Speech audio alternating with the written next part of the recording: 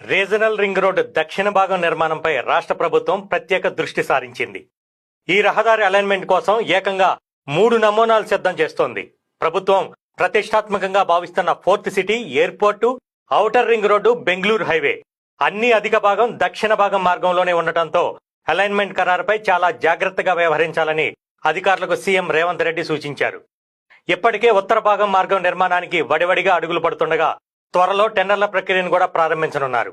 ఈ నేపథ్యంలోనే ఉత్తర భాగం పనులతో సమాంతరంగా దక్షిణ భాగానికి సంబంధించిన పనులను ప్రారంభించాలని సర్కార్ నిర్ణయించింది. ఇందులో భాగంగానే దక్షిణ భాగంపై సీఎం రేవంత్ రెడ్డి ప్రత్యేకంగా దృష్టి సారించారు. ముఖ్యంగా రైతులు ఏళ్ల తరబడి సాగు చేసుకుంటున్న భూములు లేకుండా సాగేతర, అటవీయేతర భూములుంటే ఎలాంటి ఇబ్బందులు రావని భావిస్తున్నట్లుగా తెలుస్తోంది.